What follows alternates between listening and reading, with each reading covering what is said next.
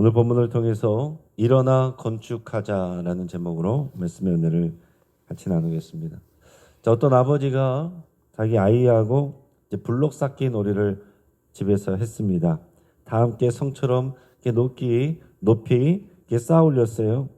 그러다가 아이가 장난으로 퍽 하고 건드렸는데 이제 와장창 또 무너졌습니다.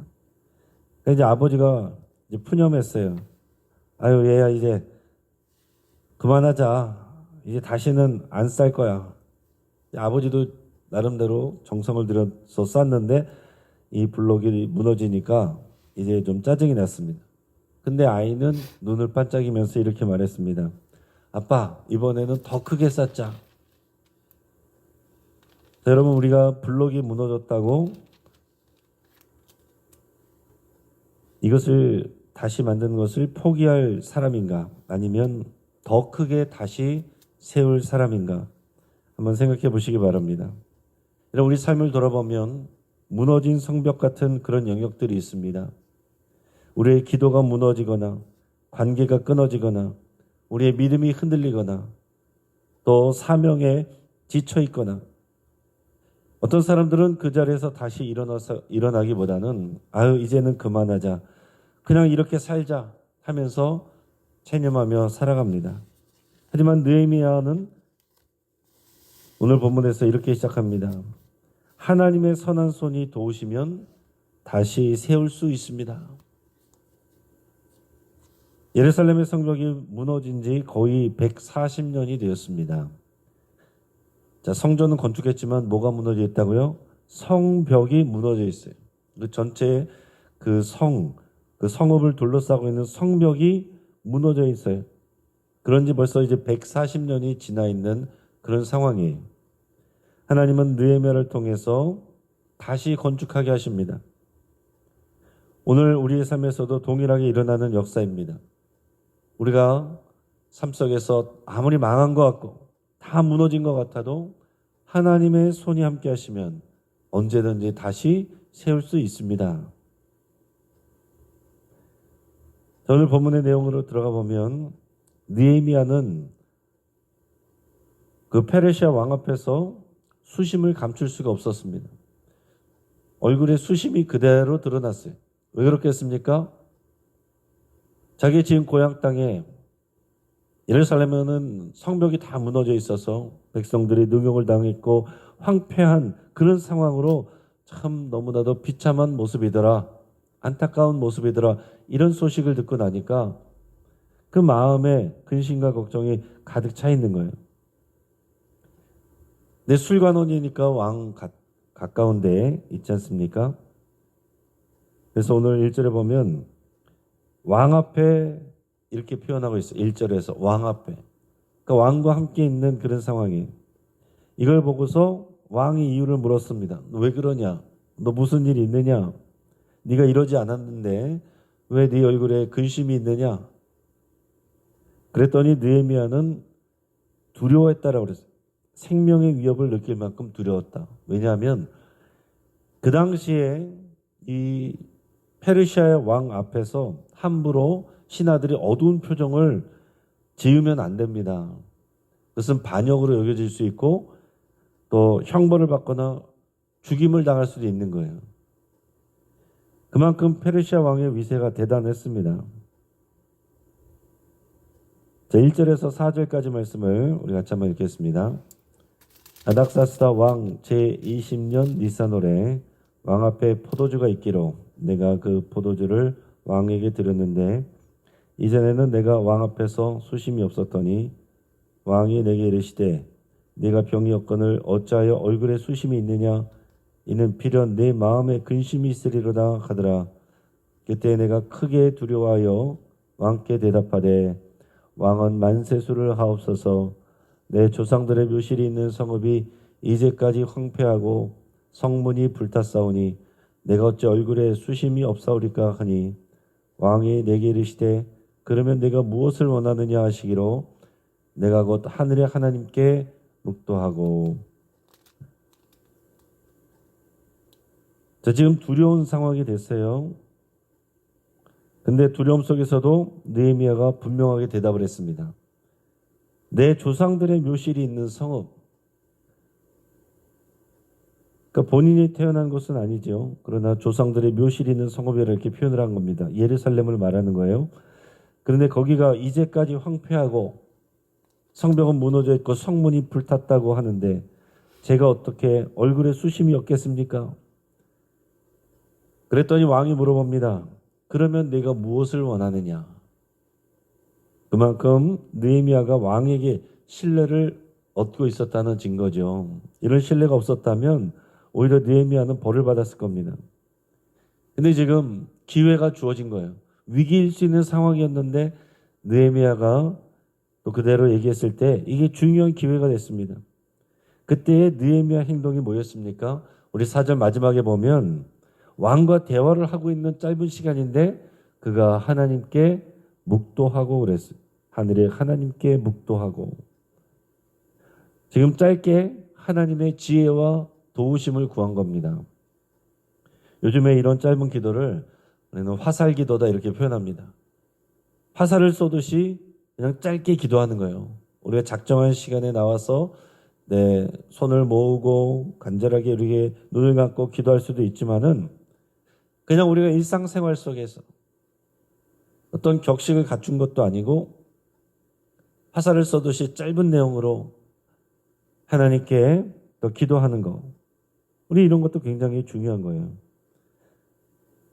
중요한 일을 먼저 처리하느라고 기도를 못하는 것이 아니라 중요한 일이기 때문에 짧게라도 하나님께 기도를 하면서 지혜를 구하는 것입니다.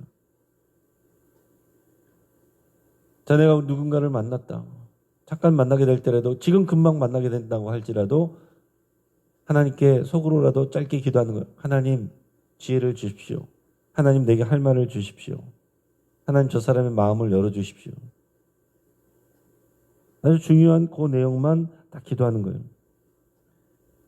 느헤미야는 그 짧은 순간에 하나님께 먼저 묵도했다라고 했어요.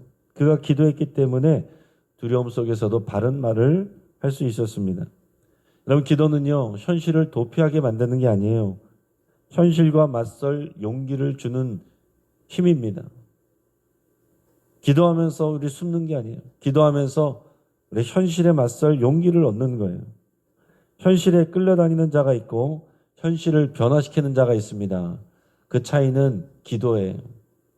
기도하는 사람과 기도하지 않는 사람. 기도하지 않는 사람은 현실에 끌려다닙니다. 현실의 문제들만 보고 거기에 눌려 있습니다. 그러나 기도하는 사람은 그 현실을 바꿀 하나님을 바라보고 하나님의 손을 의지해서 하나님이 역사하신 것을 경험하게 된다는 거예요. 여러분 우리가 왜 기도합니까? 기도할 때에 문제가 해결되는 것만이 아니라 하나님이 지혜도 주시고 상황도 인도하여 주시고 사람들의 마음을 움직여 주시기도 합니다. 내 힘으로 하면 내 수준만큼도 안 되지만 기도하면 하나님의 수준만큼 하나님이 역사하시는 거죠. 그런데 기도에 따라서 느헤미야가 무턱대고 요청하지 않았습니다. 정확하게 필요한 행정적 조치들에 대해서 분명하게 또 말을 해요. 그 내용들이 뭐냐면 그 자리에서 금방 얘기하는데 줄줄줄 얘기하는 거예요. 그러면 강서편 총독들에게 줄 조서를 주십시오. 왜냐하면 그 왕의 조서가 없으면은 통과해서 자기 고향 땅으로 못 가거든요. 그 조서를 주십시오. 또 가서 공사를 해야 되니까 왕의 삼림감독 아삽이라는 사람이 삼림감독이었나 봐요. 그 아삽이 건축을 위해서 목재들을 제공하게 해 주십시오. 그리고 공사 규모는 얼마만큼이고 목적은 무엇이고 또 기간은 어느 정도가 필요하다고 이렇게 정확하게 다 얘기를 했습니다. 기도했다는 것은요 아무것도 준비하지 않는 것을 말하는 게 아닙니다. 기도하는 사람은 오히려 구체적으로 준비를 해요. 그럴 때 하나님의 선한 손이 도와주십니다. 우리 근대 선교 아버지라고 불리는 윌리엄 캐리 선교사님이 있는데 이분이 이런 말을 했습니다. 하나님께 큰 일을 기대하라. 그리고 하나님을 위해 큰 일을 시도하라. 하나님이 하시는 일이 있고 내가 하는 일들이 있는 거예요. 하나님이 하실 일에 대해서 우리가 기도해야 되는 것이고 내가 해야 될 일은 내가 해야 되는 거죠. 윌리엄 캐리는 기도만 한 사람이 아니었습니다. 미리부터 이 선교를 위해서 기도하면서 준비를 철저하게 했는데 그는 어릴 때 시골에서 구두 수송공을 했어요. 가난하고 어렵게 살았습니다. 그러나 그때부터 그냥 구두 수선만 하면서 지낸 것이 아니고 선교를 위해서 기도하면서 히브리어 공부, 그리스어 공부, 라틴어를 독학하면서 미래 사역을 준비했다라고 그래요. 그래서 하나님이 길을 열었을 때 즉시 움직일 수 있는 것입니다. 하나님 선교하고 싶습니다. 선교하게 해주세요. 하나님 길을 열어주셨는데 아무것도 준비되어 있지 않아요. 그럼 그때부터 준비한다. 하나님이 기회를 열어주셨는데 기회를 잡을 수가 없는 겁니다. 지금 잠깐 기도했을 때 하나님께서 또 그에게 지혜를 주셔서 말할 것들을 얘기하게 하셨는데 그때 생각한 거겠습니까? 그러니까 근심하면서 기도하면서 준비를 하는 거예요. 뭘 해야 되느냐? 하나님께서 기회를 열어주신다면 나에게 정말 필요한 것들이 뭐냐? 막연하게 근심하며 기도하는 것이 아니고 구체적으로 준비하면서 생각하면서 계획하면서 기도했다라는 얘기예요. 기도하는 사람은 준비하는 사람입니다. 자, 그러고 나서 11절부터는 이제 왕의 허락을 받아서 예루살렘으로 간 다음의 이야기입니다. 우리 11절 읽어보시면 내가 예루살렘에 이르러 머무른 지 사흘 만에 자 이제 갔어요. 성벽을 재건하러 느헤미야가 왕의 허락을 받아서 출장을 간 것입니다. 또 같이 따라가는 여러 사람들을 데리고서 이제 예루살렘으로 가게 된 거예요. 자, 거기 가서 거기에 있는 백성들 이제 1차, 2차 귀환에서 이미 와서 살아가고 있는 이 유대 백성들이 있죠. 그들에 대해서 어떤 사업 계획에 대해서 말하지 않았습니다. 그는 먼저 상황을 정확히 파악하고자 했어요. 먼저 곧바로 어떤 비전을 외치지 않았습니다. 먼저 3일 동안은 혼자 조용히 지냈습니다. 3일 동안 뭐 했을까요? 아마 기도했을 거예요. 사람들에게 말하지 않았습니다. 비밀을 유지한 채 밤에 소수의 사람들만 데리고 성벽을 둘러보며 실상을 파악했습니다. 기도만 한 게 아니고 몰래 밤에 최소한의 사람만 데리고 다니면서 과연 상황이 어떤지 상황 파악을 했다는 얘기입니다. 성벽이 얼마나 무너졌는지, 어느 곳이 불타고 있었는지, 어느 문이 막혔는지 직접 보고 직접 걸어가고 직접 측량해 본 거예요. 그랬더니 정말로 듣던 대로 예루살렘 성벽이 다 무너져 있고 성문은 불타버렸습니다. 어떤 곳은 말을 타고 지나갈 수 없을 정도로 황폐화되어 있었어요. 여러분 느헤미야가 왜 이렇게 합니까? 리더는요 상황을 정확하게 파악을 해야 준비할 수 있기 때문에 그런 것입니다. 백성과 함께 울고 기도하는 것 중요하죠.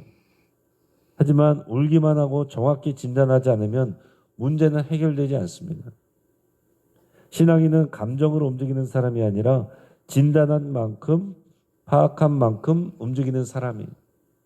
또 그게 리더입니다. 그럼 여러분 우리는 뜨거운 마음으로 가슴으로 하나님께 기도해야 되고 또 차가운 머리로 우리 상황들 또 잘 판단해야 된다 하는 것입니다. 외국의 유명한 목사님이 큰 교회를 이루게 됐는데 개척하는 시기에 초기의 이야기를 이제 간증으로 쓴 책이 있어요. 그때에 일부 리더들이 영적 문제만 기도하면 다 해결된다 이렇게 주장했습니다. 목사님 우리는 기도해야 됩니다. 기도하면 하나님이 다 해주십니다. 그것도 좋은 얘기죠. 그런데 이때 목사님이 이런 얘기를 했대요. 여러분 우리가 영적 문제도 있습니다. 그러나 의자 배치가 잘못된 문제도 있습니다. 우리가 기도한다고 의자가 자동으로 움직이진 않습니다. 우리가 상황을 보고서 의자 배치가 잘못된 것은 조금 우리가 수정해서 그걸 우리가 고치면 됩니다. 이렇게 얘기를 했어요. 그리고 실제로 의자를 재배치하고 동선을 개선했더니 성도들의 참여와 집중도가 크게 높아졌다 하는 것을 이 책에다 썼습니다.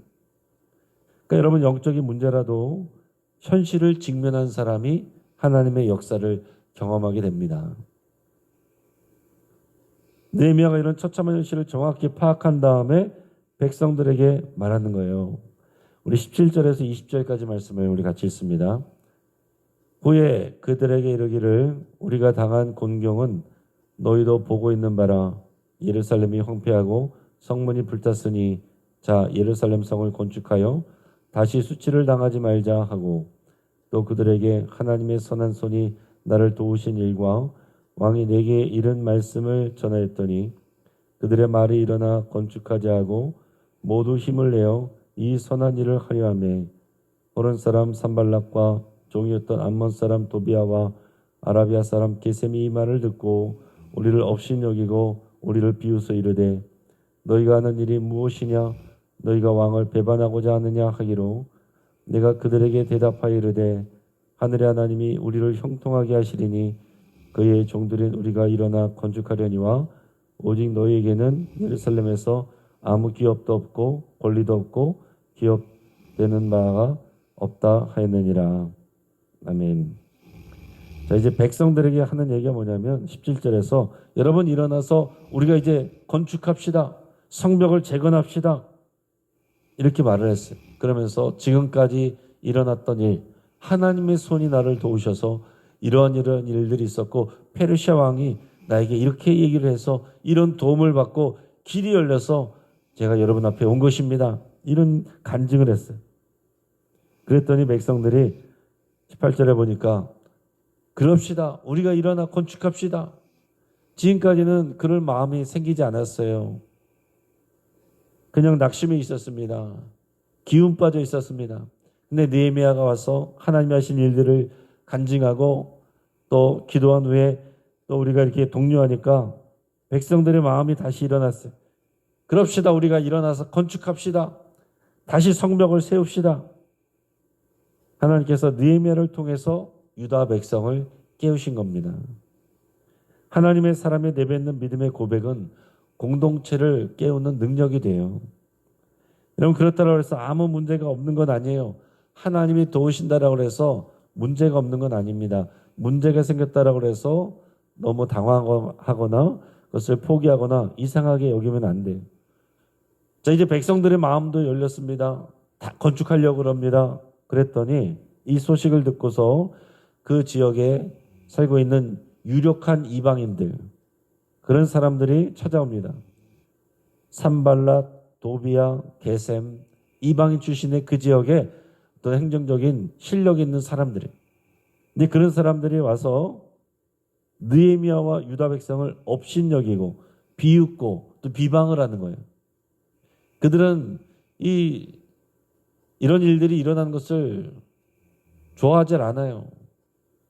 뭔가 다른 사람들이 와서 자기 식으로 자기 중심으로 뭔가 만들어가는 게 싫단 말이죠. 왜냐하면 자기들이 하던 기득권이 있기 때문에 그런 것들을 빼앗길까 봐 싫어하는 겁니다. 그러면서 자꾸 방해를 하려고 그러고 업신여기고 비웃고 비방하고 고소하고 오해하고 또 음해합니다. 이게 다 마귀의 하는 일들이에요. 사람을 통해서 이런 일들을 한다는 얘기죠. 그러니까 여러분 우리가 하나님의 일을 하고자 하고 선한 일을 하고자 하면 보람만 생기는 게 아닙니다. 항상 우리를 마음을 흔드는 마귀의 역사도 있다라는 얘기예요. 그럴 때 믿음의 사람은 왜 이런 일이 일어나? 하나님 일을 하려고 하는데 왜 이런 일이 생겨? 포기하는 게 아니고 내가 지금 하나님이 기뻐하시는 일을 하고 있구나. 마귀도 역사하는구나. 이걸 알아야 된단 말이에요. 그래서 20절에서 그들에게 이렇게 얘기를 했습니다.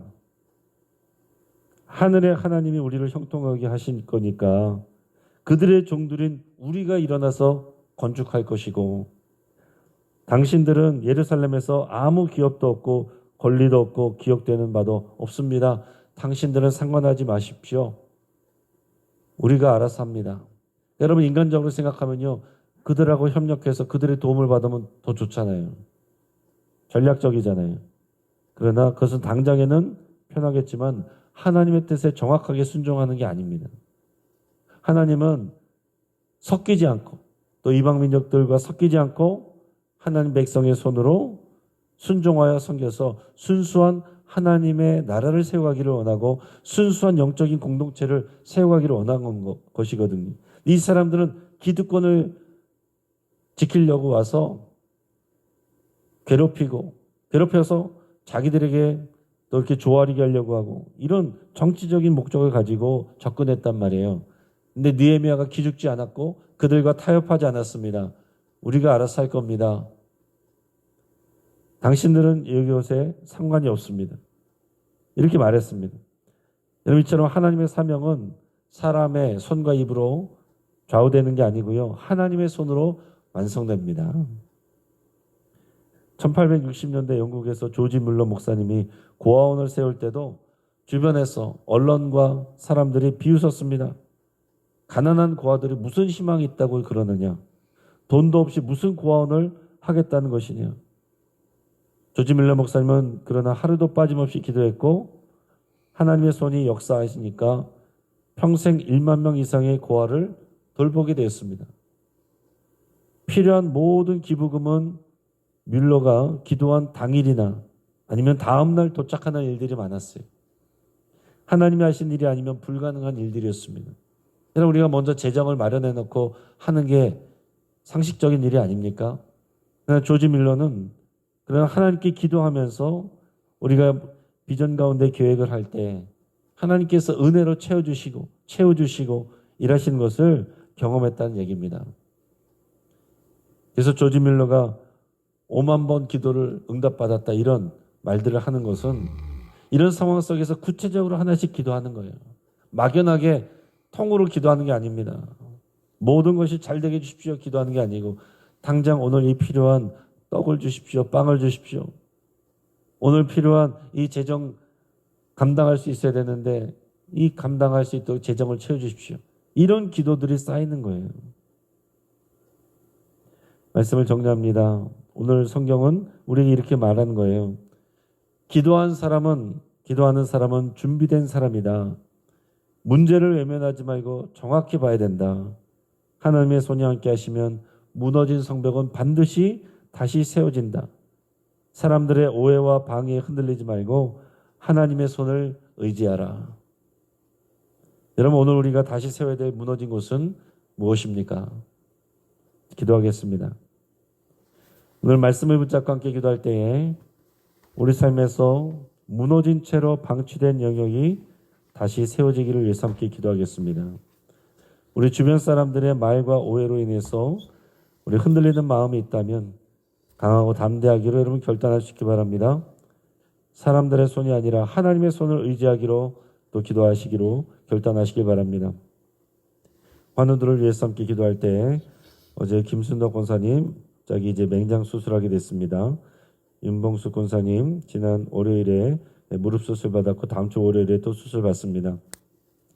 우리 교회에 출석하시는 장근원 목사님이 16일에 갑작스럽게 이제 교통사고를 당해서 지금 병원에 입원해 있습니다.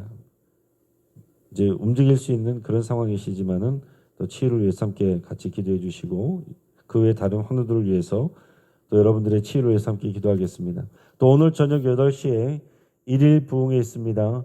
우리 동순교회 원로 되시는 서정호 목사님 모셔서 부스럭이라도 좋으니 라는 주제로 올해 1일 부흥회를 갖습니다. 우리 서정호 목사님은 또 영성 깊은 그리고 또 따뜻한 말씀에 감동을 주는 분이시고 또 영성 훈련원을 운영하고 계시고 또 기독교 방송국에서 방송을 하시는 그런 유명한 분이죠. 오늘 오셔서 귀한 말씀을 은혜를 나눌 때 여러분께서 다 나오시고 또 주변에 있는 분들도 초청하셔서 함께 나오실 수 있기 바랍니다. 또 성도들의 예배와 기도와 교제의 봉사가 무너진 모든 부분들이 다시 세워질 수 있도록 위해서 함께 기도하기 바랍니다. 우리 이렇게 말씀을 붙잡고 환우들을 위해서 오늘 1일 부흥회를 위해서 우리 무너진 성도들의 모든 영역들이 다시 건축되기를 위해서 합심해서 함께 기도할 때에 주여 한번 부르짖고 합심해서 함께 기도하겠습니다. 주여